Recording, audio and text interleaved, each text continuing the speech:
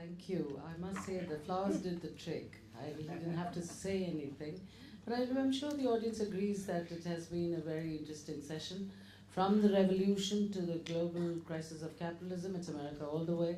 And you have had historians reflect on what is it that the students can understand from the past, but it's so relevant to the contemporary, but not be prisoners of the past, using tools of a digital world. I have to say, digital knowledge today is allowing you to bring down all these movies. When I began teaching, many of them had to just suffer me, for 40 minutes to 2 hours. But today I also find these tools extraordinarily helpful. And I think also many of the references that you keep hearing, in Bulbul you've had a terrific impact. And I think it's great for gender because I do that otherwise as well. But I'd like to welcome questions and not reflect, but I do have some notes for the organizers. Please go ahead, Mandeep. I have these notes for you, for just reflecting on the session. But let me ask the audience if they have any specific questions. Please, Professor Bhattacharya and then Professor Cherian.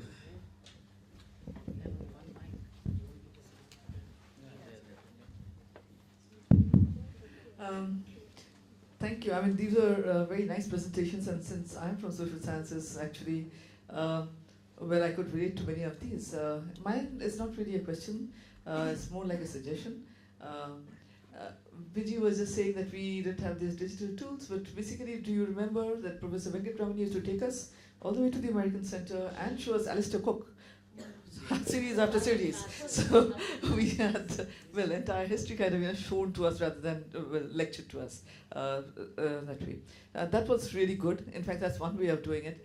And I used to teach American history myself in Delhi University, and I used to do exactly the same thing, learning from Professor Venkatramani. In fact, I still do it. Actually, if I want to show anything, I take them to the American Center. But the suggestion was, basically what I find is, Indian students relate to India. Now, this is for Stani and also for Sharad to some extent, and actually Netaji did mention it. Federalism as such, I mean, Indian constitution took from the British constitution, but also with the American as such, and that idea came from there. So if you can possibly relate, as such, where we kind of match and where we differ. In fact, that will be of more interest to the students, and they will, pick up more as such. And Sharad, in fact, if you can add incidents, for instance, the Boston Tea Party, you're talking about it. I'm sure you know that the tea that was dumped into the Boston Harbor was East India Company tea. And so it came from India. I mean, there are little incidents which kind of, increase the interest of the student, and this stays in the mind because these were told to me, and it still is there in my mind, as such. So basically, I'm taking myself as an example, as such, and I think, these are things which interest you. Yeah, and Netaji, I mean, the same thing about political. Cornwallis came to India. Yeah, exactly. Cornwallis came to India, and in fact, our permanent settlement completely, as such, is because of what he did, as such, brought in, as such, changes in 1793. And also, Netaji, the same thing about multi-party system and the two-party system over there, as such. You can discuss basically the growth of the party system there and kind of compare, as such, going back to the pre-colonial, to the colonial times, as such, so far as India is concerned. Parties did not grow in America during the colonial times, but here it did, as such. So basically, I mean, if you kind of, put it side by side, I think it will be of great interest. That's what I have to suggest. I have to request more comments because we have little time. I'll give you time to respond. Very Cherry. quickly, the contradictions and the ironies of history must not be lost sight of when we're interacting with our students. For example, the American Revolution can be seen as what Marx would term a kind of bourgeois revolution. The people who revolted were planters, Virginia planters, rich, very well-off people primarily, and of course, Washington. Jefferson kept slaves, although he drafted the Declaration of Independence. He had slaves on his plantation. Then, of course, the whole Native American, thing, the fact that the Native American history is vast, and our students seem to get the impression that many American students also, in history courses, were taught history kind of begins with Christopher Columbus and George Washington and so on. But that continent's history begins much, much earlier, thousands of years earlier, with the Native Americans. That component must be a very, very important part of it. In fact, Columbus didn't get into terra nullius, empty land. He came to a land that was fully occupied by thousands of tribes for thousands of years. That history must be reconstructed for our students. Thank you. I have to.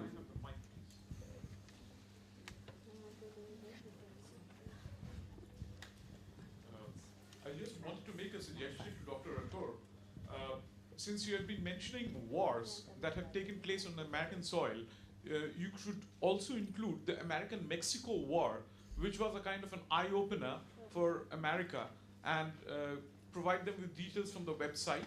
And since Dr. Cherry and Alexander had already mentioned about the Native Americans, I would like to focus on Bless Me Ultima by Rudolfo Anaya, which takes and talks about the dialectics of this tribal histories. Thank you. Yeah, I think the notion of tribal history, I'll have to stop here unless the students and anybody at the back, do you want, from the students, I'd like to sort of encourage you to just ask one question. We'd love to hear from you. Anyone need mic?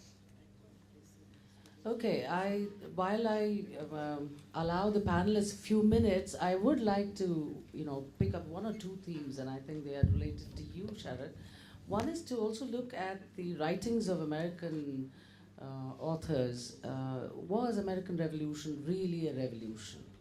If you end with that, and I taught that to my students, Gordon Wood came to, and it helps also to have some texts which are written by historians of today, because they revise. There's a revisionist approach in American historiography.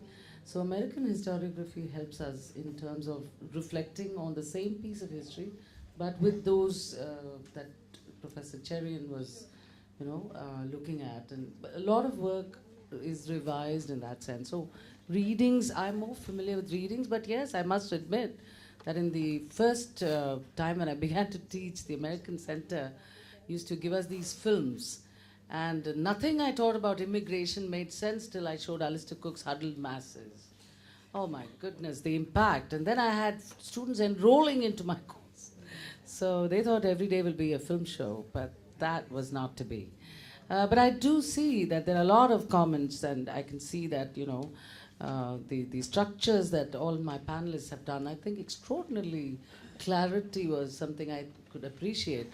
But there's something that I'd really like to take from you, Sumati, about the global crisis of capitalism. If you could also talk about Walmart, because it's yet to happen. And there's a lot of legal issues that India is putting up and the barriers. I know, but I really would love to hear you. Walmart is a great example of, sure, I want you to, but I'll give time to everyone. I'm just making the point that you should reflect on why it hasn't come to India, despite, McDonald's coming in. Okay, just a small point. Yeah, I'll let you first finish and then give. I also have a comment on Abhinandan. Humor and cartoons, I think that makes a great impact. So for political parties, not only showing cartoons about them, but cartoons about ourselves. I found that very useful, because everybody immediately reacts to cartoons of Indian political leaders and political parties. So I think, really? Well, I think it's time we are all satirical. I think satirical, it's no problem. I do it all the time. Okay. I think in Delhi we are doing it all the time. I mean, aam aurat and aam aadmi. So, but I think on the whole, I would also think about Professor Maloney's arguments about New Deal and the social security was a great point that she made. Apart from, I know the stuff, but the fundamental point of America moving away from a kind of young market-oriented state to a welfare state, and also then a security state. The types of states that America goes through, the notion of why a state changes, and I think she brought that point to the thing. And Stanley's whole argument about how federalism helps understand the nation's workings and how people owe loyalty directly to the notion of a nation state. I think that's what is the fundamental, despite the details. I just thought as a chair, I just wanted to make sure the panelists felt. Yeah. So, okay. Now let me give first to Suman. So to answer your question about Walmart, I would have talked of Walmart if I had more time. The reason Walmart's not here the way McDonald's is because our laws don't permit that. So it's been here as a joint venture with Bharti, which recently broke up. But a point that I would like to make, something that students can look at, that Walmart is there in India in a certain form. And the interesting thing is that, which is the point I was trying to make for McDonald's when I was talking about it, that when a transnational corporation crosses domestic boundaries and comes into another country, it brings with it certain best practices, and that's one reason why we want them here, not only for the money that they're bringing to us. So Walmart particularly is known all over the world, and the reason it's been able to establish itself as the largest possible player in the US economy is its supply chain practice. And those supply chain practices include and predominantly are based on the fact that it is always located on the outskirts of a large metropolitan city. So between Allahabad and Lucknow, there is a Walmart outlet. So maybe teachers of Lucknow University would want to take their students for a site visit, have them see how Walmart is managing its local supply chain in India. Because here now they're dealing with the local Indian dealers, vendors, suppliers, Indian conditions, and look at their warehousing and storage facilities there, which are